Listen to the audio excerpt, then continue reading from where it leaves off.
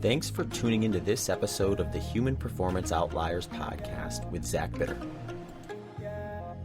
Welcome, everyone. If you enjoy the show, please consider subscribing on your favorite podcast listening platform and YouTube. You can also now check out the full video episode on X. Please also consider sharing your favorite episodes and leaving a review on your favorite platform. If you tag me or send me a screenshot, I will enter you in a monthly raffle for a free consultation with me. For full episode details, including notes, timestamps, transcripts, the show Patreon page, and other ways to support the show, please head over to my website at zachbitter.com. There you can find all my coaching services, including some new offerings for 2025. You can also sign up for my Substack newsletter, where I have been publishing my training journal weekly, as well as other topic-based posts. If you have any questions or feedback, please don't hesitate to reach out to me on my website or at hpopodcast@gmail.com. We actually have two winners for this episode to catch up from a previous month, and that is Josh Pitts, who is at Sage of Echoes on X, and at dad_nobody, also on X, but no formal name. I will DM you guys for your free consultation. Big thanks to Element, Delta G Ketones, and Maui Nui Venison for supporting the podcast. A full description of how I use these products can be found at the end of the episode. Discounts, promotions, and details can also be found in the show notes and at the end of the episode. I couldn't remember if last time you were on, I don't think you had started tribal training yet. I think maybe it was the foundation was starting to get laid, but I don't think it had been officially launched at that point in time. Yeah, I don't think so. Right before you cut, I had asked do you know the date that we either recorded or that episode was published? Yeah, it was August 11th, 21. August 11th of 21. Yeah. So that was like right as it was all forming, because that was like right around my first 70.3 that I eventually got to do. And I think I had a couple of coaching clients, but they were focused on weight loss. I actually think I might have had Louie. Who was the ultramarathon, my first ultramarathon runner. And then a month later is when I opened up like sort of like a men's development online group. And in there is where my guy Brandon joined, and he asked for triathlon training. So that was like literally as it was coming to life. Okay, cool. And you're in Boulder now, right? Yeah, I'm in Boulder. Awesome. How you liking it out there these days? It's awesome. Yeah, I love it here. It's aligned with my lifestyle and has pretty much opened up being able to do this kind of stuff 100x from when I was in Philly. But I built the identity in Philly, which I'm proud of, and which means a lot, because a lot of people talk about wanting to live in Boulder and wanting to have access to trails and riding, and certainly that makes it easier. But I definitely became the person who takes advantage of that stuff when I was living in the city in Philly and ride my trainer in the basement and all that jazz. Yeah. No, it just goes to show it's like, yeah, you can have all the bells and whistles that Boulder offers, but you can still put in a really good training block and, get into all those sessions with being almost anywhere now. So it's always an interesting aspect of coaching, I find, is like one, kind of working with the person to kind of figure out what they want to be doing from a event standpoint, and then sort of catering the training to what they have access to, and kind of going from there. Yeah, totally. Yeah. So as with tribal training, I know one thing that I found interesting kind of about just the framework you have is your whole group basically kind of prepares for a similar event, right? Or the same event even, right? Yeah. So basically the way that the team has formed and evolved is it started out as me just coaching individual people towards individual events. And then I had a group of athletes who were all doing Ironman Florida together in 2022. That was the end of 2022 in November. And I decided to do that race with the team. And we had 8 athletes there. And so that really kicked off this idea of like team races. And that has just built and built and built over the past 3 years, really. There was one like really local 50K that I just happened to be in town for in Indy with a few of my guys who were doing that. And so I ended up jumping into that race really last minute. And that kind of unlocked this team ultramarathon experience. And so the team Ironmans and team 70.3s have been a consistent thing. We've had like 4 team races. We've had 3 team Ironmans and then 2 official team 70.3s that have all had like 10 plus people at them. And really over the past 2 years, this team ultramarathon experience has totally unlocked. So that first 50K that was kind of just 5 guys running on a rail trail in Indy, just running 50K, turned into 9 of us running Zion 100 together last year. And that was really a big, just like learning experience and evolution for the team. It did not go the way that we expected. We had 9 guys do it. We tried to stay together the whole time. 3 guys ended up finishing. A bunch of people had successful days and big PRs, but not what we expected, kind of biting off something bigger than we could chew. But we adjusted that and we just ran Elephant 50. We had a group of 13 of us go take that on, and we had 11 guys finish. And so we iterated and improved on the team pacing strategy and, how do we make this whole thing work? But as a coach, what I've observed as I kind of work through this is like, even that first team Ironman, I had the idea to like give people similar training, like, oh, they'd want to, we're all doing the 4-hour ride on the same day. But like instantly, everybody's got their own life. And so it didn't even work out like that at all. And so since then, it had been mostly like, okay, your training is just very personalized and individualized. And you go to the pool this day, and we're all mostly doing long stuff on the weekend, but it's kind of changing up depending on what you've got going on. And what I've evolved to really in the Zion experience was like, okay, the key builds, like, the first 3-hour run, the first 4-hour run, the 5-hour run, like we're hitting those in the same time frame so we can share those wins together in the team chat, in the small group that we've got going on. But what evolved and I kind of changed up in this preparation for Elephant 50 was these team challenges. So we did a midnight run that I programmed everybody on the same day, same weekend. And we've got guys all over the country. So some guys are throwing in the chat that they just finished their run when, like, I'm on mountain time, so I'm about to go take off. And we got to build off of each other like that.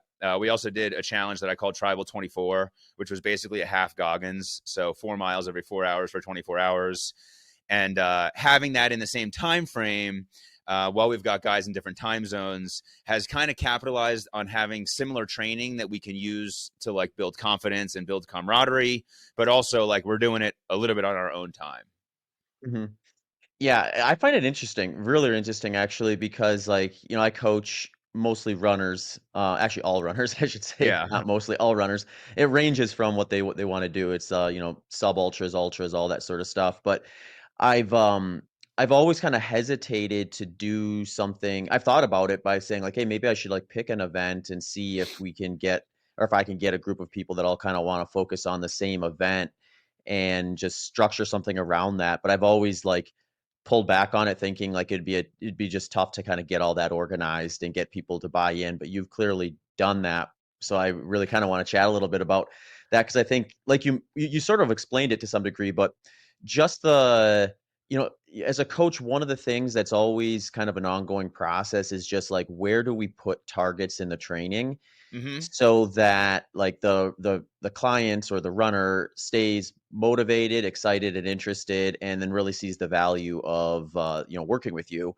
Uh-huh. And there's tons of different ways to do that, but with your framework, it sort of builds itself into it, because if you're all kind of doing the same event and then having challenges kind of built in along the way that sort of feed into that, you sort of always have those little kind of like, there's going to be something coming up that the group has all a common talking point with Mm-hmm. or discussion point around. So I find that really, really interesting what you've done with that.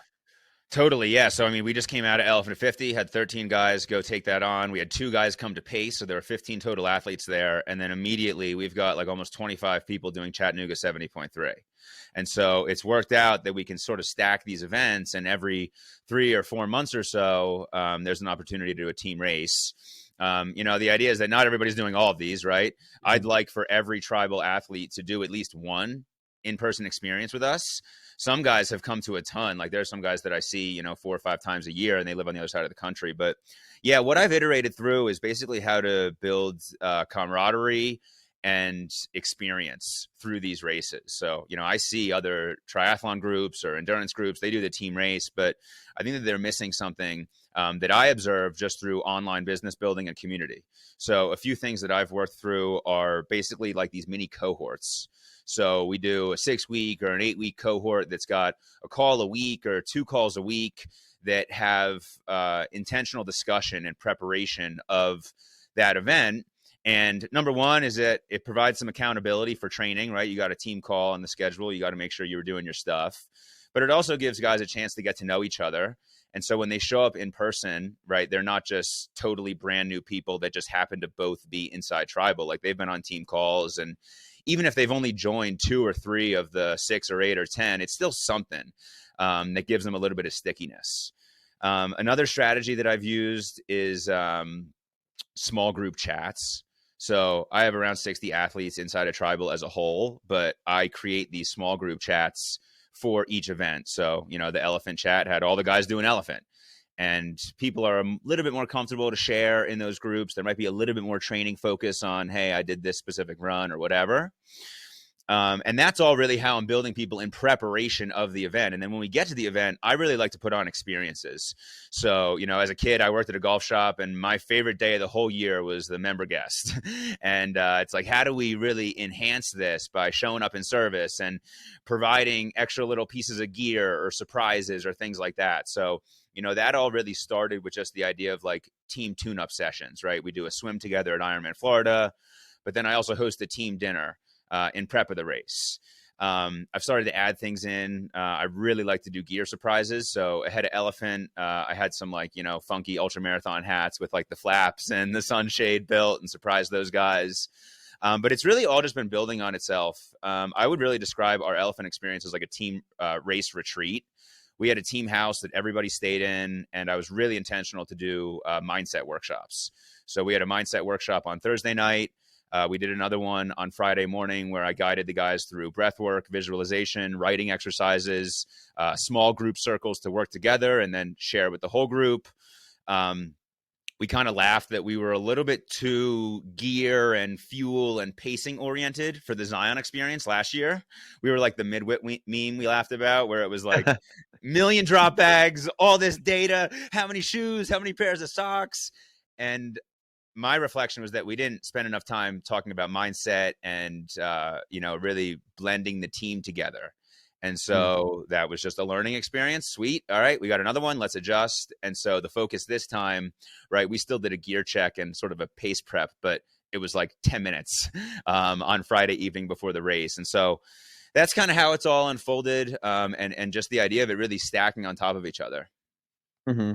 Yeah, that is really interesting that what you learned with Elephant Mountain too, because I find that to be just an fun part of like the ultra marathon experience. A lot of times is the way I usually describe it is like you kind of want to go in assuming that you're going to need to adjust something and Mm-hmm. that you won't have the ability to foreplan for that or pre-plan for that.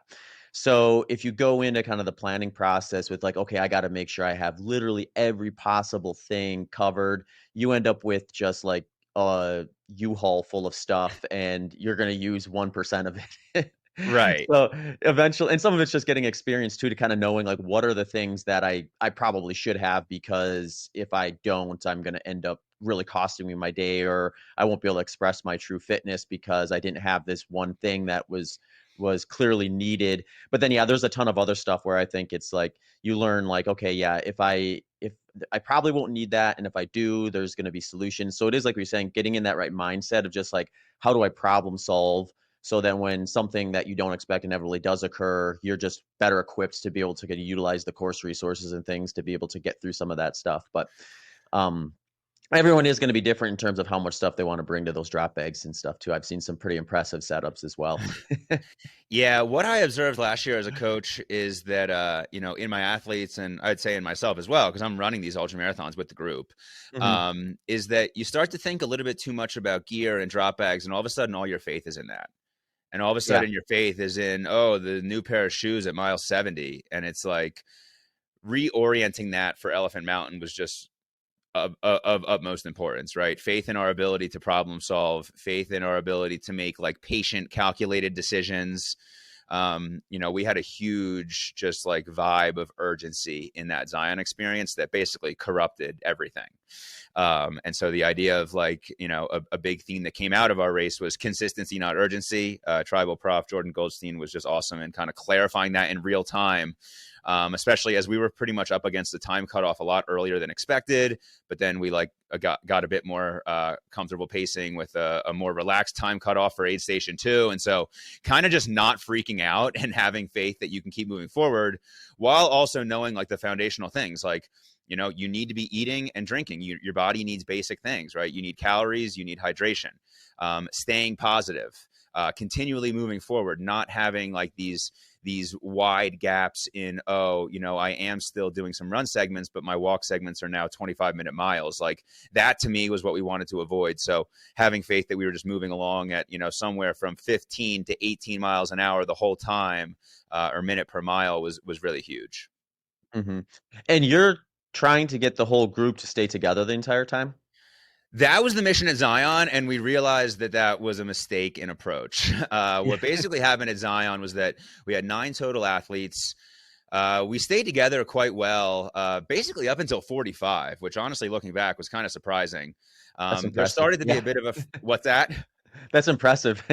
Yeah, yeah. And, we were totally unprepared for that terrain, and we all underestimated the course profile and, the footing and all that jazz. But probably around mile 30 is where there started to really form a front group and a back group. And, in reflecting and kind of digesting the whole race, what I realized as a coach is that a lot of the people in the back started to just feel like they were holding everybody back. And so their mindset was starting to fade a lot. And so the whole approach for Elephant was, hey, let's be open to how this pacing unfolds. I still had an idea. I still thought that we'd be like 13 total, 3 in the front. I thought there'd be like a mid group of like 7. And then I thought there'd be like 3 in the back. And what it ultimately shaked out to be was more like 2 in the way front, kind of running their own race, a group of 3 that like we called fast group. And then basically everybody else in the back in some variation that was kind of like doing an accordion the whole time. And so we were totally okay to have some guys running on their own for a little bit. Guys were in pairs. It ended up working out that myself and tribal prof Jordan Goldstein were basically tribal sweepers is what he called ourselves. So we really stayed in the back once we got through that first aid station. And that gave us a lot of peace of mind that we were up against, we were safe on the time cutoff. We gave guys a chance to go fight their own battles out on the course a little bit. And when we eventually caught up to them and they needed some support or live coaching or, holding themselves a little bit more accountable to run segments, we were there to provide that. We were there to encourage them, keep them moving along, but also, not really just trying to ride them all day long and kind of have that urgency that like, we got to go. Because, I'm a competitive athlete myself. I focus a little bit more on performance in Ironman. And so it's really important for me to like separate those mindsets of the athlete that wants to like push and go perform with the fact that this is a different type of experience and intention for the whole group. Yeah. Yeah, it's almost like if you go to like a group run and, inevitably, like if it's a big group run, especially, you're going to have like a variance in kind of pacing and what people are trying to get out of that. But usually in most of them, you don't see someone typically running by themselves. It's Uh-huh. they're with but it does fracture. So I kind of like that idea of like you get enough people there where you can sort of make some projections as about where people are, and then have a scenario where the draw is you're going to be with somebody or a small group of people, and then you're going to kind of tackle it within that kind of framework, or it sort of takes on that idea of like, here's a challenge, but we're not going to challenge you above and beyond what you're ready for. So like the person who's maybe a little slower versus the person who's fastest, that challenge for the person in the back is just going to be too great to try to keep at the front. And then the guy in the front might feel like he's just out there just kind of supporting the whole time if he's hanging back intentionally. So yeah, I mean, some of it might just be like having the coaching or the staff present to be where you guys can kind of take that role to some degree of like, I'm going to manage this group, you manage that group, and um, let's all go out there and see what happens. Yeah, and it worked out really well that it was a 50-mile race, and the key aid stations were 22.5 and 36. And so it worked out really well that our larger back group more or less got to those 2 aid stations at the same time. But then what worked really well is the guys would leave the aid station on their own timing. So if they knew they needed more pacing or they just wanted to relax a little bit and let me just go walk and get ahead of where the group will be, they got to go head out on the trail. And then that whole tribal sweeper idea really took over, where, we're making sure that we're okay on the cutoff and we're moving along at that consistent, not urgent pace. And we've got space really for any type of athlete. Like some of the guys in those front groups, like they really performed. We had a guy who was he actually added our guy Trevor. He added 5 miles to the course by going off trail a little bit, but he was like a top 10 athlete. We had another guy who was really close behind him, and then that group of 3, they weren't too far back. So, we had kind of both ends of performance spectrum going on. Where our back group, we finished with like 6 minutes to spare before the total cutoff. But hey, we're just there to do it, and Mhm. a lot of these guys were first timers, and so we're also on brand new terrain for a lot of these guys. Really hard to replicate Arizona for guys Yeah. that live in Indiana or Florida, or they've been running in the snow all winter in Canada. And so just being kind of open to that. And again, like the mindset sessions that we did around the midnight run, the tribal 24, a big thing that I was focused on in the Zion build was like more volume, time on feet. Like we got to be doing the big runs. And most guys here didn't run longer than 3 hours in prep of this race. We had a number of guys coming off of Ironman Florida in November. So it was like, all right, we got a little bit of recovery and we're kind of just rolling into this thing. A much greater focus on speed work and overall form development for the athletes who were even focused on this race for a longer period of time. And I saw all that show up really well for the team. Just a quick reminder, Maui Nui venison is one of my favorite protein sources. The reason, they have balanced an invasive species, the axis deer, that is devastating to the Maui habitat if not kept in check, all while providing some of the most nutrient-dense meat source you will find. Check out my full description of how I use Maui Nui venison at the end of the episode. Mhm. Yeah, that's an interesting point because I think I like ultra long runs, like some of those longer things, but I think they can get overplayed a lot of times. And they're definitely something where if I'm going to take something out of a training plan, it's probably going to be that because Mm-hmm.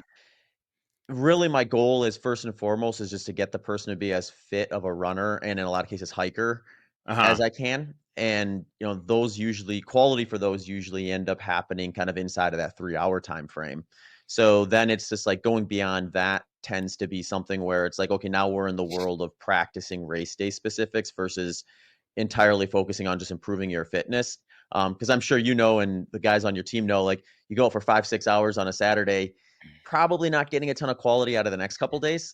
Yeah. So you kind of have this like back and forth between like, okay, do I have the fitness I want to be able to dedicate some of the time I would have otherwise spent on kind of furthering that fitness? And if you kind of put the cart before the horse and start doing the ultra long stuff too soon, then sometimes you bypass on some of that fitness development in an effort to try to acquire some race day specifics. Whereas I think those tend to be a little bit better acquired either later on in training or maybe at a different event down the road once you've kind of gone through some of those earlier paces.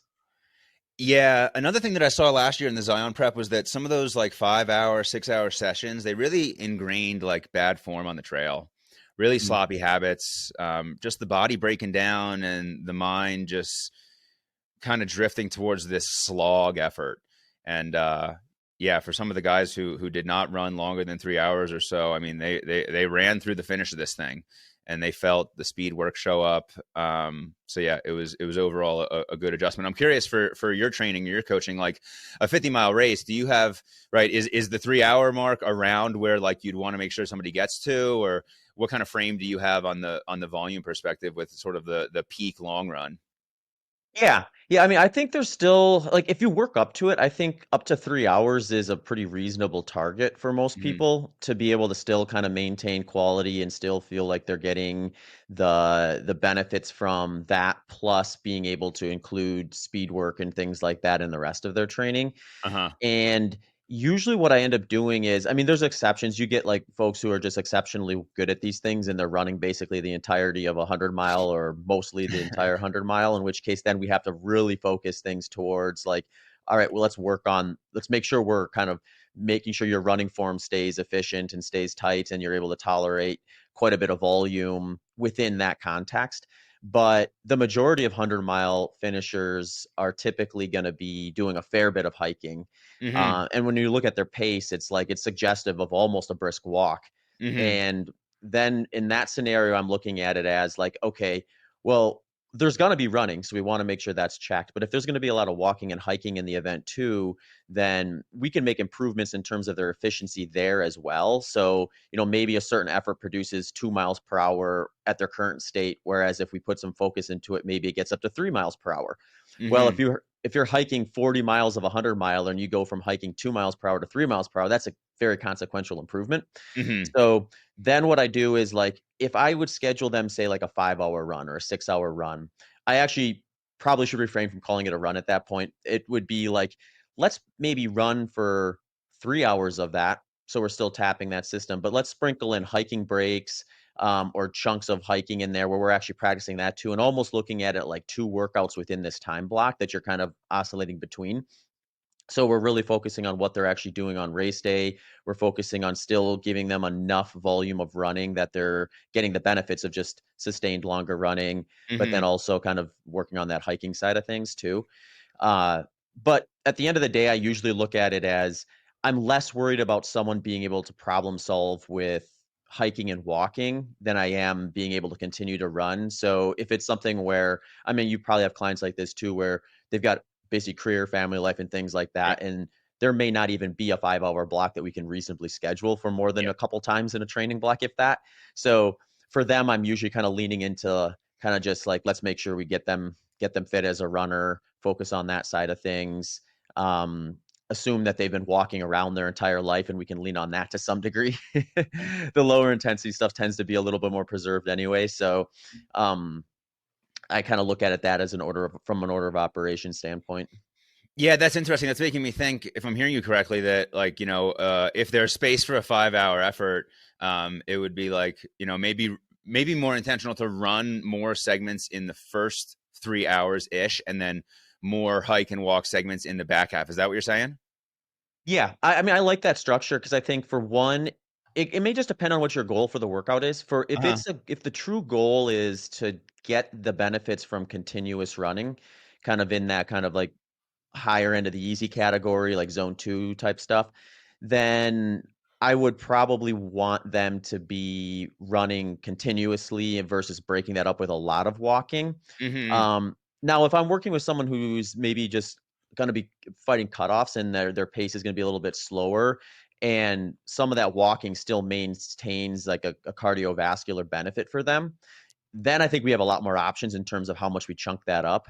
Mm-hmm. Uh, but yeah, then I think I would probably, but if we take that first person who's pretty well developed, but we still know they're going to be doing a fair bit of hiking in the race, we want to practice a couple hours of hiking. I think in that scenario, yeah, doing like the running first, then the hiking is a good idea if you're just looking at practicing those skills and improving those skills. Where I would maybe deviate from that would be maybe closer to the race itself, Mm-hmm. when we want to start practicing what I'm actually going to have them doing in the event. So, like in the event, if they're going to say be running for 24 hours, I probably don't want them running for 3 hours straight in the beginning and then having to walk a ton of times and recoup. I'd rather them go like, all right, run for 15 minutes, hike for 5, run for 15 Mm-hmm. minutes, hike for 5, or some ratio that they can sort of shrink or they can contract and expand as they're feeling better or worse. Yeah. But sticking to the framework that's going to match kind of what we would expect them to do over the course of 100 miles from a running and a hiking standpoint. So that the way to maybe think about it is, on race day, it ends up just being this enormous low intensity interval session Mm-hmm. where you're running for a little bit, but we want to kind of minimize the downsides of doing too much of that and getting way ahead of your goal pace to the point where you blow up and drop out, by just sprinkling in these walking breaks that sort of do the same thing like an interval session would in speed work, where you can do more total volume at that intensity by taking breaks. So our exposure point to it is higher if we take breaks rather than just running that workout straight through, if that makes sense. Yeah, totally. I mean, one of the best parts and my favorite parts of all this stuff is like iterating on the training Mhm. after I have these race experiences. And yeah, I mean, I've done obviously programming long runs. I've programmed long run walks, but they've been on shorter intervals, more like a 7-3-5-2 kind of thing. And I think that I've got opportunity to expand that a bit. I like what you say on the 15-5. I think there's even opportunity to do the reverse of that, 5-15, if that's more Absolutely. reflective of a race effort. I really really like the idea of, a 5 hour effort, with the first three being, maybe it's like 5 hours. First three is 15:5 run walk. Last 2 hours is 5:15 run walk, something like that. That would be cool. I did have two guys who did the race. It was their first ultra. They'd never been in an environment like that. And they both just had a really strong power walk Mhm. that totally got them through the finish. I had one guy that I was with who he clicked into like a sub 14-minute per mile walk pace. I was like I was right on his heels. I was having to run to keep up with him. Yeah. And we had another guy that was similar to that as well. So yeah, that to Mhm. me, I'm really interested. I like those strategies a lot. You know what, a kind of a good ballpark way to kinda get someone start to thinking about it is that I find is a lot of times people have, like, a goal time that they would imagine, or at least a range of they're targeting. So, the example I like to use is, let's say they wanna try to break 24 hours for 100 miles. Yep. And if we look at just what the pace is for that, we're looking at, like, I think it's like 14-minute, 12 seconds or something like that. It's like 14.2, minute per mile pace. So, if I look at that as, like, that's what you would average just to get at the finish line right at that time, let's work with that framework. And then what I do is dive into the data of what we see from, like, their easiest run. Uh-huh. Because it's 100 miles at the end of the day, their easiest run is probably gonna be more reflective of the intensity and the pace that they're gonna be going when they're doing the running portion of it. And if, let's say, that person's easy recovery run is like a 10-minute mile pace, Mm-hmm. then if I wanna sort of merge the 2, I'm looking at through the lens of, okay, let's focus your running on that 10-minute mile pace, and then the remainder of that 14 minutes roughly that we'd be targeting per mile, we have as walking, because we wanna make sure Mm-hmm. you're not. Because what I think that does is it ends up letting them use the skill sets they're actually developing in training, where they're not trying to run this kind of gray area zone that's slower than their normal run, but faster than a brisk walk. They're Totally. actually running the thing that they're mechanically getting more training in, like probably 80+% of their running in. And then they're matching that with the right time frame of walking to sort of make sure they're not getting so far ahead of themselves early on in the race that they have no running left in the second half.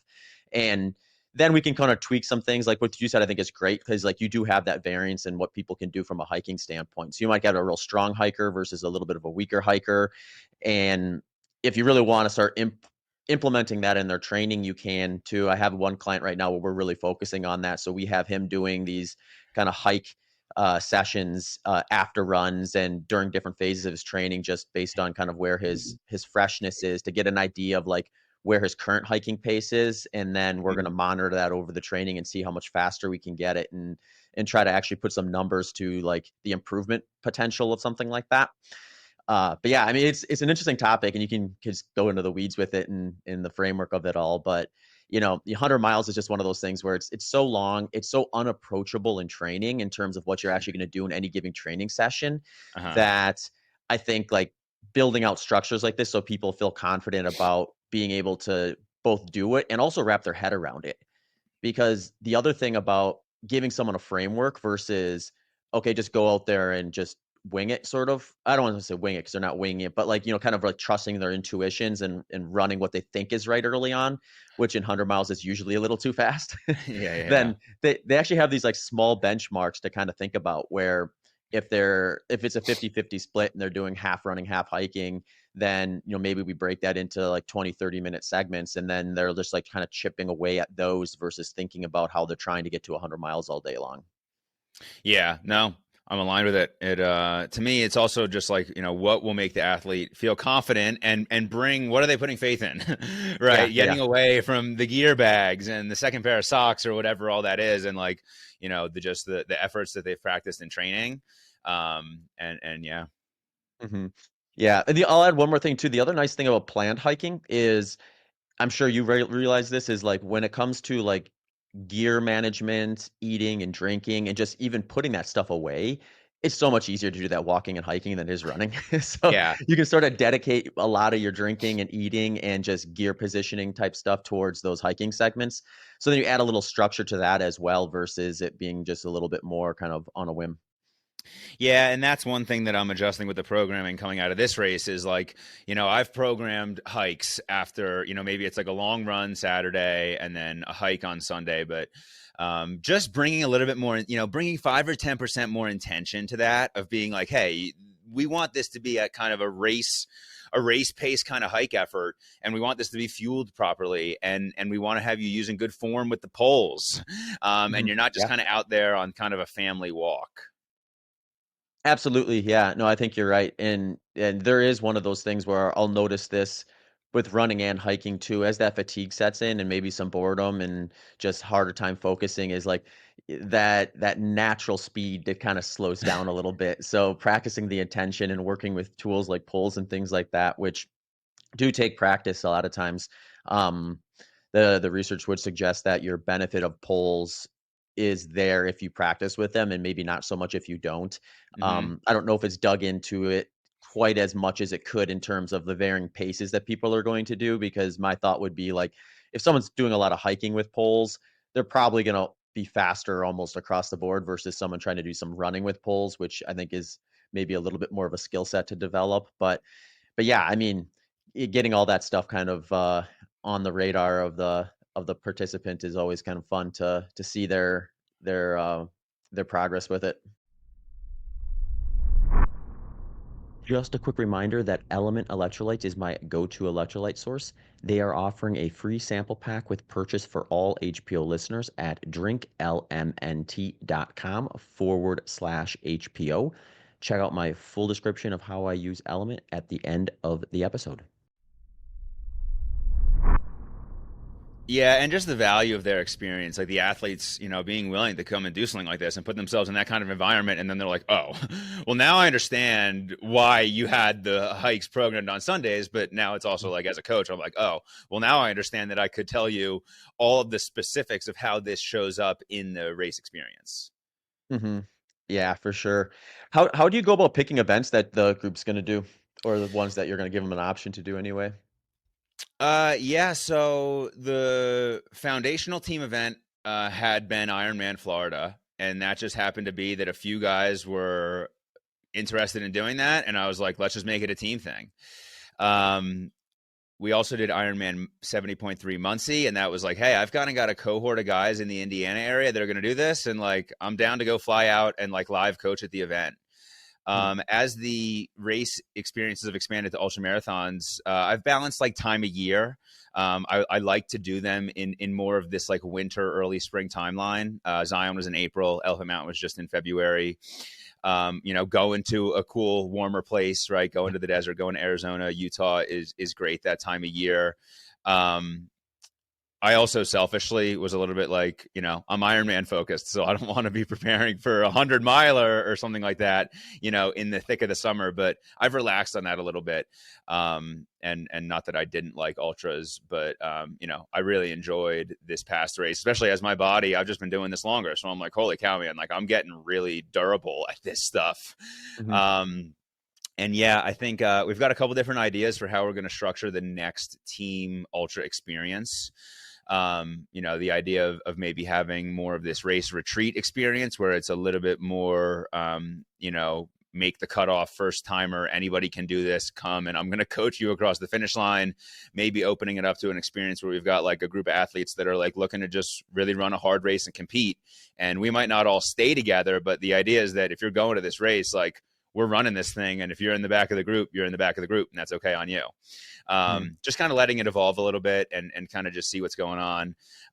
Those are the intentions, but then it ultimately just sort of pans out to like what races are happening. Yeah. You start to look at the schedule and the distances, and this was an Aravaipa event. The Zion race was vacation races, I think. Mhm. And it starts to get narrowed down fairly quickly. Coldwater is a good one in January that is slightly on my radar, but I think that kicking it out at least another month or two would give guys a chance to get through the holidays. And hey, we're still building, but we don't have 100K coming up in like 2 weeks when it's Christmas, something like that. So those are all the things that I just like to balance. And once we get into the details of it, like, I'm organizing an in-person event. So checking out, where are their Airbnbs? Are the Airbnbs accessible? Is it somewhere where it's easier to fly into? Like for Zion, a lot of guys flew to Vegas and then they had to rent cars and drive like 2 or 3 hours to I think it was Apple Valley, Utah, or wherever it was, which to me is like, they were fine to do it, but I'm like, there's probably a simpler way to do that. Hmm. And so for the race in Elephant Mountain, it was in Cave Creek, Arizona. And so it was much easier to have guys fly into Phoenix. We could have guys pick each other up from the airport, all that kind of stuff. And kind of balancing all that to bring it together, right? Also, right, it's not a priority, but there was a Costco close to this house, which Yeah. was sweet, right? We got to get food for 15 guys. So those are all the things that I'm kind of balancing on the back end, trying to bring this experience to life. Yeah, I would imagine Aravaipa events would be really good for this framework because, like you mentioned, Sky Harbor Airport is pretty direct in a lot of cases. I mean, the greater Phoenix area is so big now, finding a Airbnb in a spot where everyone can kind of stay and hang out wouldn't be a big issue. And then most of their events are within driving distance from Phoenix, so you've got a ton of race options that kind of span the year as well. So, yeah, it makes sense that you guys picked Elephant Mountain. Yeah, and it was cool, right? I mean, we showed up with 25% of the field for Elephant Mountain 50, Yeah. which was awesome. And I had connected with the race director, and so they gave us a little price break on the signups. And so my vision as I'm building this out is like, I want to keep showing up with a full team to these things, and I want to continue to develop relationships with the race directors, the other leaders at Aravaipa, and see how we can work together, because I think this is a really cool way to approach endurance. I don't think a lot of people are doing this, and I think that the more that we do this and create these experiences, also for like people that are new to this, right? Like we're not showing up with like guys that are all look at a podium, right? Mhm. It's like a lot of us are a lot of the athletes are just looking to challenge themselves. And you mentioned, right, not a lot of guys having 5 hours or 6 hours to do a training session on a Saturday. I mean, tons of our guys are young dads, busy professionals, present husbands, all that jazz. And so, just bringing sort of the team element and the camaraderie to it all is really my focus. Yeah, I think there's two really interesting things there. One is like what you mentioned is that team environment because it is oftentimes viewed and can be kind of an individual pursuit when we're going into endurance sports and things like that. Uh, and I always think back to like in college and high school, you have like cross country teams where you're getting that kind of endurance sensation and experience, but you're doing it as a group where, yeah, you have got your individual goals, but you also have the team goals. So there's sort of like this tandem set of priorities that are impacting kind of just how much you're willing to give and do and feed off of one another from, which I think is just a really cool add in to a sport that does have a huge community base to it, but not always necessarily in the events itself to the same degree as to what you're kind of trying to do. And then the other thing too is like it almost seems like you took like the concept of just like a trail running camp or a running camp and just applied it to an event. Mm-hmm. So like it's got a lot of that kind of feel to it where all right, we're going to practice these things, we're going to learn these things and we're going to get this and then we're going to, we're going to go do this event as well since it's here and we've centered it around that. Yeah, totally. It's really fun to just like use the framework of a race and use the event and the experience and make it legit. I've hosted training camps out here in Boulder. They've been historically more Ironman focused. So we do biking and the other sports as well. But yeah, it's really fun. And as we do more of these ultras, like the ultra team experience is totally different than the team Ironman experience. I mean, we can still have a really cool team Ironman experience and doing it with the group and seeing each other on the run course and maybe on the bike course and starting together and the team meals and all that stuff is like, in my opinion, 100x from just somebody's individual Ironman experience if you do it as a team with us.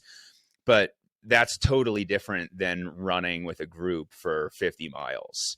And it's really cool just to continue to see how I can make the experience better. I mean, the Ironmans that we did as a team in the beginning, I did the team Ironmans. I did the first 2 Ironman Floridas that we had. But this past year, myself and Jordan Goldstein, we went down to coach. And it's just fun to see how I can tweak it and how can I make the experience better for athletes. I can see an athlete maybe 10 times in the day versus, there's an element that it's cool. That's like, oh, Ryan's coaching and he's throwing down with us and he's competing as well. But, there's just different ways to try and experiment and tinker with it all. Yeah, absolutely. Have you noticed a lot of the guys in the group are doing both triathlon and ultra, or is that kind of separate in terms of where they tend to focus their energies? Most guys come into tribal looking to do their first 70.3. That's pretty much the most common starting point. And then once they get involved with the team and they see that, these people that are, pretty much normal dudes who have young Yeah. kids and jobs and all that jazz, are just taking on these different types of challenges, their world kind of gets opened up to that. One thing that I love about that is that bike training is a huge foundation of my coaching philosophy for ultras. Pretty much anybody that I'm coaching towards an ultra, having get on the bike, even if they're not necessarily triathlon focused. And so, yeah, I like to have them blended together. And then, there are some guys where it's like, hey, they might be more ultra focused, but they could sort of lock into an 8-week block and go rip off a 70.3. And Mhm. they're not going to try to win it, but they're down to compete and have fun and be a part of the team experience and just push themselves and get back in the arena. Yeah, that's a great point too, because these events, the way you have them structured, it wouldn't have to be like this is my A race event. I'm gonna wring myself dry here. It could be I'm midway through my training block and I want to just get a good quality training session in, and they're treating it more like that. So yeah, that's cool. It was one of the things I was gonna mention too, because it's like I found it funny when we were talking about kind of like the guys coming in for 70.3 and then eventually kind of getting interest with ultras, because that's just kind of how ultras tend to work. It's like people often think like, yeah, I would never do that.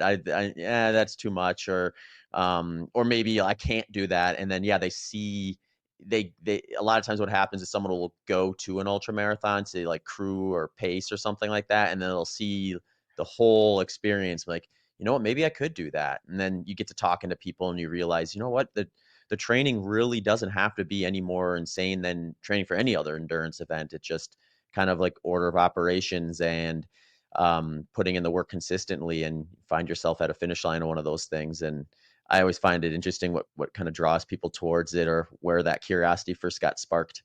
Yeah, no, it's so cool. I mean, that exactly has happened with two of our guys over the past year. So last year for Zion, I had a guy, Blaine, who did his first 70.3. It was in December. And then he's kind of understanding, like, what do I want to do? Am I kind of staying in endurance? He didn't really know. And he wasn't like, I would say, completely drawn to like, yes, I'm going to do a next race. But we had this team experience coming up in Zion, and I was like, dude, you should come pace us. Yeah. And so he comes out, had never even trail run in his life. He lives in Florida. He ends up pacing me from mile 50 to 70 in the middle of the night. It's his first trail run. He's got poles, a pack. It's like this total throw him into the deep end experience. And because it was also like the team environment, we've got all these guys, his first ultra, we got the team house. He's like, holy cow, this is so cool. I want to be a part of more of this stuff. So he rolled on and did another 50 in Florida, did Ironman Florida, just ran this 50. And then we pretty much just had the exact same experience go down with another dude, Zach, who came out to pace us at Elephant. He had never really done a trail run, but he comes out. He did a 28-mile segment from 22 through the finish. And he's in Chattanooga 70.3, first 70.3 training, but he was totally fit enough to come and do it. And it's just a really cool way to, like, number one, show up in service. That's a huge element of our team, is that guys come in thinking that they want to have, peak PR performances. And there are times that guys will rip that off, and that's super meaningful. But through these experiences, what I've learned is that it's way more often them helping the other athlete when the other athlete is in the deep end, or doing something that orients them to serving other members of the team that really like serves their character and makes them feel really fulfilled. And so, yeah, to have kind of this roadmap of, oh, you should totally come pace. Oh, by Yeah. the way, I'm not telling you until you show up at the team house that you're running 28 miles with us. And by the way, you're going to love it, but you just got to trust me a little bit. Yeah, it's funny. Yeah, I'm sure the experience for everybody was great with that. Having people willing to kind of jump in and help out with stuff like that is so much part of the fun. Totally. One other topic I wanted to chat with you about, because I know you've had a lot of interest in just different nutritional approaches and things over the years, and now that you're working with so many different people at kind of a variety of different events, do you see a pretty big variance from your group members as to kind of what they do nutritionally, or is it a little more uniform? Hmm. Just a quick reminder that Delta G ketones is my go-to exogenous ketone source. You can get 20% off at deltagketones.com with promo code BITTER20. Check out my full description of how I use Delta G ketones in my training and recovery at the end of the episode. I mean, in terms of, I would say that there's just like a sort of a standard eat clean Mhm. protocol that most people drift towards. My focus around diet, I really like to just test diet. So, for a while I was like searching for the perfect diet of, what's going to make me feel best around the clock, what's going to serve me mentally, what's going to fuel my training. And what I have found overall is that just testing anything totally unlocks my mindset. So right now I'm in the Yeah. middle of a fruit till noon diet test. And I've got a number of athletes in the team who are testing that with me as well.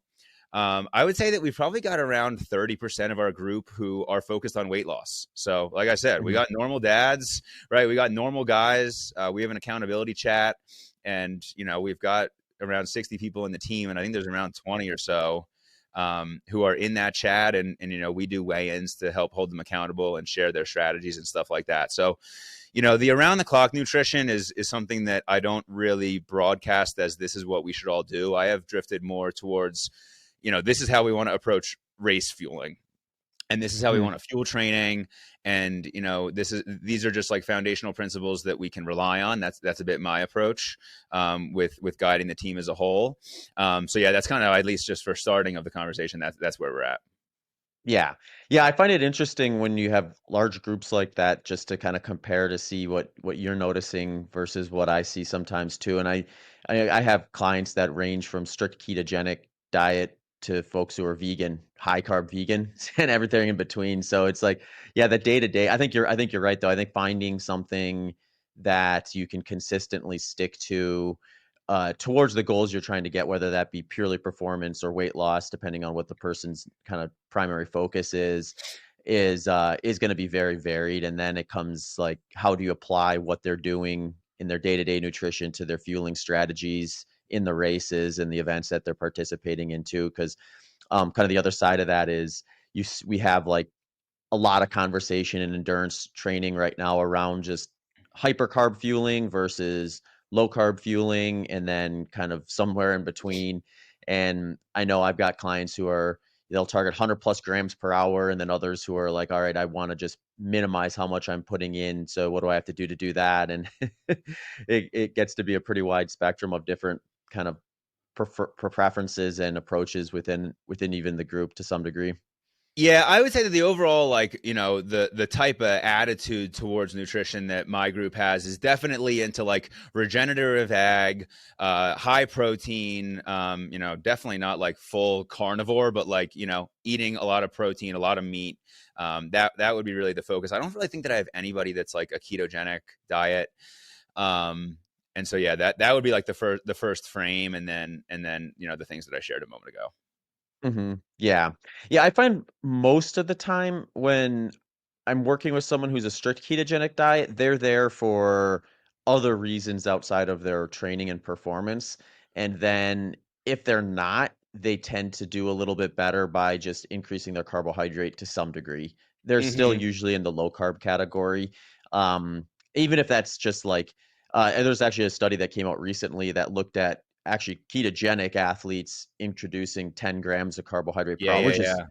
super small amount compared to what most endurance athletes are gonna do, but the performance increase was like, I think I can't remember the percentage. I think it was like it might have been 25% increase in performance in their time to failure test. It went up pretty substantially. So, like, I was, like, interested in that because I was like, well, if I'm working with someone on a ketogenic diet, they do always usually ask, "Well, what should I eat during an event?" Hmm. And, at it I've had some other, like, reference points outside of that study in the past too, but this one was, like, kind of a really clear look at just like, hey, if you're thinking about doing, like, no carbohydrate during the event and fueling on just fats and proteins and things like that, you might notice that you can get an additional benefit from even just trickling in a really small amount, 10 grams per hour of carbohydrate into that protocol and, seeing what happens.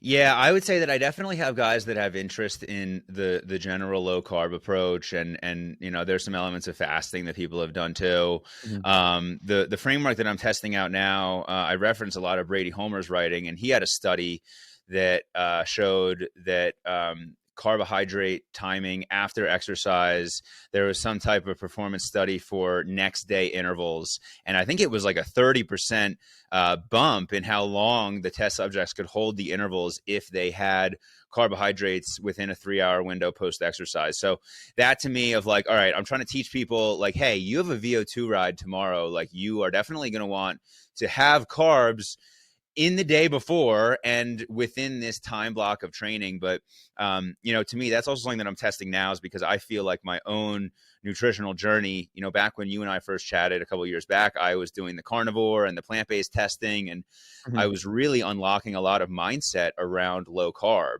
But as a coach, I started to realize that I couldn't just project that onto everybody. And I was basically trying to do real food fueling. I did Ironman Texas with 3 cups of maple syrup and nothing out of a package. And I'm like, it's not working to tell people to do this. They don't give a shit. Right. And so the past 2 years for me have been drifted towards one, improving my own performance, and doing that in conjunction with more of the sports mixes and a much higher carb fuel approach. But coming out of this past year, I just had my best Ironman and kind of achieved some goals that I wanted, and so I'm like, I'm looking to get back into kind of that N of 1 testing protocol. And so a lot of the fueling that I did in prep of Elephant Mountain 50 was very much in line with what you just described. I was doing real food, maple syrup fueling. I was doing a lot of my runs at like 4 or 5 in the morning, getting out for 2-3 hours. And I would have a good meal, with carbohydrates the day before. But then in that run, I might only be doing 150 or 200 calories of maple syrup in that 3 hour run. Now, it's also winter, right? In Colorado, I'm running early in the morning, so there's not really a heat stress at all. But I was more focused on, hey, what can I get through this effort with and still feel good? And then how can I fuel in that, 1 to 3 hour window post training so that I can make sure that I'm good the next day. But, as I've oriented this diet test, now the remainder of the day beyond that post carbohydrate uh, fuel was more of a low carb approach and more of protein heavy and fat heavy. Mhm. And it Yeah, ultimately yeah. in the race, and I was able to take in, I would say, less calories per hour.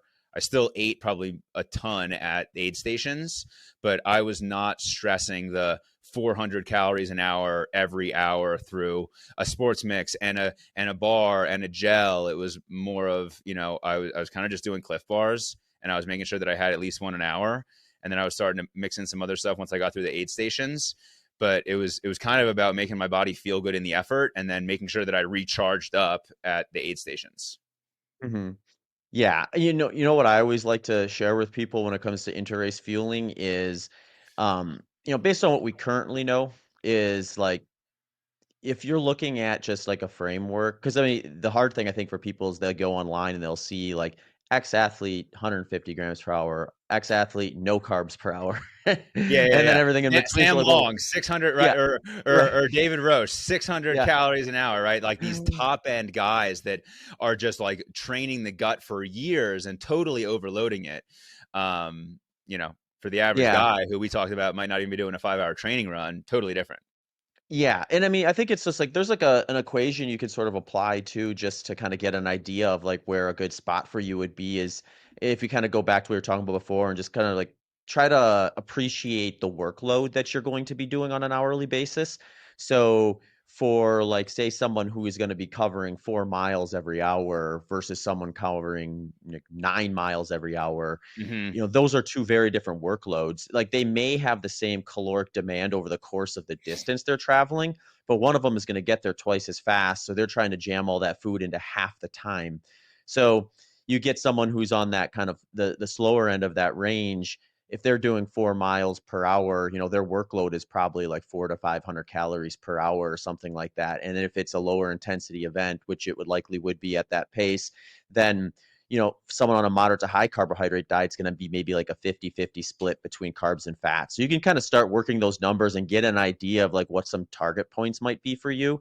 And then you have at least a little bit of a framework to maybe lean on. And then obviously none of these things are exact numbers. So Well, trying to be that's precise interesting what down you're to the saying gram. there, because I haven't, I don't, Mhm. I haven't really thought about it like that yet. So you're saying that if somebody, let's just say, average athlete, 15-minute miles, 4 miles an hour, if they're burning 400 calories an hour at that intensity, though, it's probably 50-50 carb Mhm. protein, or sorry, carb fat split. So that would mean that their nutritional needs would really just be 200 calories of carbs. Yep. Yeah. Yeah. Yeah, Because that's they really only need to interesting. really defend that. And I mean, that's going to be based off of like the glycogen defense model of fueling, where you're just trying to basically introduce a fuel source that will take place of what you would dip into your liver and muscle glycogen for, Mhm. which, according to the majority of the research we have, would suggest that like that is going to increase your ability to maintain the perceived effort that you're going at versus having it kind of make your brain sending the signal to your body to say like, hey, go slower because we're dipping into these stores. um and yeah, it's like, and it could be that that person needs a little more and a little less than that, but Yep. it's close enough to give people like a reasonable starting point, and probably closer than what they're just going to intuitively do if they're just kind of eating when they feel like it or grabbing what someone else is doing and trying to apply that framework. And I think it just also shows just like the person the range, so that they're not necessarily like looking towards someone doing something wildly different than they are and trying to apply their protocol onto themselves. So um it's a fun one to share. Yeah, that's really interesting.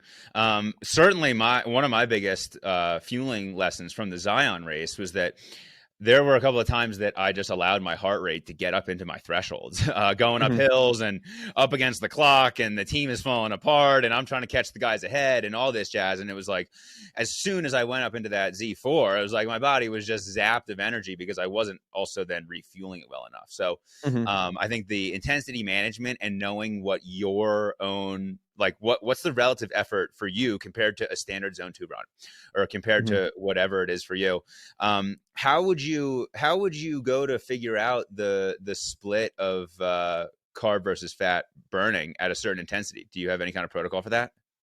Yeah, so I usually start at what I start at is just population level data. So that 50-50 split is just suggestive of what the average person would do right at their aerobic threshold. Aerobic So threshold. Okay. yeah. So when I'm looking at someone who's doing a longer ultra marathon, it's certainly if they're getting up into like the full day of activity, like aerobic threshold is probably the ceiling of what they should be really going past at any given time if they want it to be sustainable. Uh-huh. So we kind of look at that like, well, if aerobic threshold is the ceiling intensity that you'll likely be doing, then if we fuel to that, we're going to have at least enough, probably a little bit more in a lot of cases. So it gives them at least an upper end target. And then if it is something where it's like, all right, there's a lot of hiking in here and we're staying safely below aerobic threshold, that gives them a little bit of flexibility where if they're kind of consistent with that target, that if they do hit a rough patch, which is not uncommon, and they can't eat for an hour or something like that, it's not the end of the world because they were sort of at the high end of what they probably needed, or maybe even a little bit beyond in some of those earlier hours when their stomach was feeling better and things were being a little more smooth. But I mean, you can basically look at an aerobic intensity spectrum and get kind of population level data as to like what the ratios would typically be from Mm-hmm. one intensity to the next. As you can imagine, I'm sure it's like the lower, the more you get towards fat, the higher, the more you get towards Yep. carbohydrate, all the way up to where you can get to 100% carbohydrate and no fat. There can be some big influences there from dietary input. Like, take Mm-hmm. me, for example, at my aerobic threshold, I'm closer to like 80+% fat. Yeah. So, Wow. my equation is just going to be different, assuming I stick to that same fueling strategy. Um, or if you have someone who is just going to be doing a shorter endurance event and pushing up into like Z3, Z4, and some of those higher intensities that you can maintain and sustain in some of those shorter duration events, then you probably want to be working from that. But I mean, if people are really wanting to get into the weeds with this and spend a little bit of money, if you go in and get like a metabolic cart test done, Yep. it'll Yep. give you kind of your own personal blueprint according to your current training and nutritional inputs, at least. And then you can kind of start seeing where those numbers actually lie for you and build your fueling strategy a bit around that. and what that would be like, I'm thinking for myself as an athlete, what that would tell me, right, is if it's like, if my aerobic threshold is, let's say, 135 beats per minute, it's like if I go and get a Metcart test, and if it tells me that at 135 beats per minute, I'm at 50/50, Mhm. and it would then spit out the total caloric burn per hour at that work rate. And if it was that 400, and if it was 50/50, then that would be simple: 200 calories an hour, which pretty much makes sense to a Cliff Bar is like 250. Mhm. Yep. And so that kind of, right. And that's also, you mentioned, like at that upper end. So, when we're in the last 3 miles of the 12-mile segment and I'm out of water and I've been giving all my bars away, I can kind of just get into the aid station and then slam a few PB and J's, which is pretty much how it went down. Yeah, absolutely. Yeah, absolutely. And well, the other thing I think is kind of nice about those sort of tools is, like you were saying before, is a lot of it is just establishing a level of confidence and belief that, okay, I have a strategy that's going to work that I can trust in. And that just helps so much with just the nerves and the anxiety and the doubt Hmm. that can creep in the days leading in or in the event itself.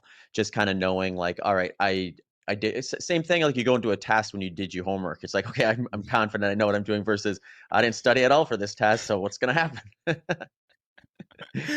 Yeah, yeah. No, that's sweet. That's a good evolution. You're helping me out here as an athlete and a coach. That's cool. Awesome. No, I love to hear it. So what are you training for right now, Ryan? So my main race this year is I qualified for Ironman World, so I'm going to Oh, right Ironman on. Nice in September. So I got that as kind of my, North Star, but at the same point, I qualified, so performance isn't really the biggest focus for this for me. I'm just looking to enjoy the experience. I've never been to Europe. My whole family's going. I'm running the Leadville Trail Marathon, which I'm really freaking excited about. End of June. And that to me is a little bit of an evolution of, like, I feel like I've actually become, real solid on the trails. I remember in Mhm. my Zion build last year, it was like these 3 hour efforts, 5 hour efforts. Like I was kind of falling apart in them. And now it's just like, damn, dude, another year of consistency, and like the compounding effect is just crazy. So those are the two main things that I'm focused on. I've been getting into some uphill skiing, so I've been doing uphill ski events. I got a couple more that I'm going to do in the spring that are really just for fun. I'm hosting a trail fest for tribal athletes. That's a bit more of like a kind of a family experience. That's going to include a real solid effort for the athletes, probably 50K range on the Front Range of Boulder. So that'll be something that I just kind of rip off. So yeah, that's a little bit where my head's at for kind of this year. My main focus is just being on more consistent. Gordo Byrne, one of my buddies online, I'm sure you've seen some of his stuff. He had a really good annual reflection process that helped me out, that made me realize that last year I just allowed too many of my weeks to dip in total volume, whether it was because I was traveling or it was because I was doing something with my family or whatever else. So my focus is very much on hitting my 5 hours on the bike per week in these winter months. Last year I was only like 2.5 hours because I was so ultra focused. No gaps on my swimming. I'm 5K in the water per week, which not crazy volume, but just making me show up and be better day to day. It's kind of a bit where I'm at. I have a little bit of interest in running Black Canyon 100K next year, that race that just went down. Yeah. Um, Talking about some of that speed race for tribal, that's where my head's at right now on what might be a good option for that. So that's a little bit farther out, obviously a full year, but that's pretty much where my head's at on events for me. Awesome. Well, Ryan, it's always fun to chat with you about the ins and outs of training. I know you put up a bunch of content also online around just navigating your career and your business and things like that, which I think is just a cool thing to see because you're helping people reach their goals in fitness, but you're also highlighting, hey, this isn't just wake up, train, eat, sleep, and repeat. There is the other inputs between family, career, and life, and things that you have to also include. And sometimes moving all those parts around is the majority of the puzzle to solve. Yeah, yeah, totally. It's really cool as tribal has grown and expanded. It's become even more and more true to just how I've lived my life and the moves that I've made. So we've had a bunch of guys launch side hustles, start online coaching businesses, and in any kind of category. We got a guy building out a financial coaching business right now. We got a guy who's building out a spice business right now. So yeah, the endurance is kind of the start, but it tends to make people question where their maybe settling a little bit in life all around. And so that's all the stuff that I'm really into, and it's just been really fun. So thanks for having me, dude. It's been awesome to chat on all this. Yeah, absolutely. I mean, your passion is clear, so I'd love to see it, and I want to make sure I give you a chance to share where the listeners can find you if they want to check out tribal training or follow you on socials and all that stuff. Yeah. I'm most active on Twitter. The Ryan Dreyer is my handle. I'm on Substack as well. My Substack is called Tribal Journal, and traintribal.com if you want to check out what we're going on and some of our philosophy and get in touch with me. Awesome, Ryan. Well, hopefully I'll bump into an event down the road, maybe Black Canyon. Soon enough. Soon Yeah, yeah. enough. Definitely. Yeah. It's exciting. I'm excited to keep getting into the ultra world and keep connecting with more people like you. Perfect, Ryan. Take care. Sweet. I'll see ya. Thanks for sticking around to listen to how I use the show sponsors. Maui Nui Venison is a product I discovered last year. What caught my eye was their quality and business model. They have paired the need to manage an invasive species with providing some of the most nutrient-dense meat you will find. The access deer arrived in Maui in single digits but grew fast and have damaged the local ecosystem, and if left unchecked, are projected to reach up to 200,000 in number in the future years. Maui Nui decided to solve this problem and minimize waste. Access deer meat provides 43% of your daily value of protein in just 107 calories and boasts a 1.5 to 1 omega 6 to omega 3 ratio, which is the most balanced ratio of any red meat. This same 107 calories provides 22% of your daily value of vitamins and 37% of your daily value of minerals. They have a wide range of products, including ground venison, leg medallions, rib chops, strip loin, loin fillet, and loin chops. They also make a beef stick that includes an option with organ meats, which makes a perfect protein-packed snack that I will usually have in the afternoon before a strength session. I have also been enjoying the ground venison for dinner, usually paired with steamed vegetables or sweet potatoes. You can find a bunch of recipes and ways to prepare their products on their website at mauinuivenison.com. That's mauinuivenison.com. Element Electrolytes is my go-to electrolyte supplement. Based on my electrolyte loss rates of 614 milligrams per liter, I begin my day with half a packet of one of their hot beverage flavors with my morning coffee. I rotate through all of them, but my favorite at the moment is the chocolate mint. Later in the day, I have been having either a packet of their watermelon flavor or a can of their newer product, Element Sparkling, which is their carbonated electrolyte drink. I usually have the black cherry lime or watermelon flavor for those. If you're curious about how to dial in your own fluid and electrolyte setup, check out episode 300 of this podcast, where I dive into some of the things you can do at home to gauge how much fluid and electrolytes you may be needing in your lifestyle. Delta G ketones is the best researched exogenous ketone supplement on the market. The research on exogenous ketones is constantly evolving. Delta G is responsible for much of it, boasting 50 plus published studies and 20 plus ongoing studies, and have received DARPA grants designed for special forces. Delta G uses ketone esters, which is unmatched in raising blood ketone levels when matched per gram. The best use case, as the evidence currently stands, is as a post-workout supplement for better recovery and or during longer, lower intensity sessions to help with mental focus.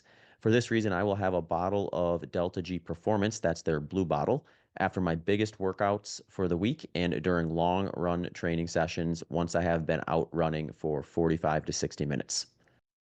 Some promos for listeners from these brands include a free sample pack of the key flavors of Element by heading to drinklmnt.com/HPO.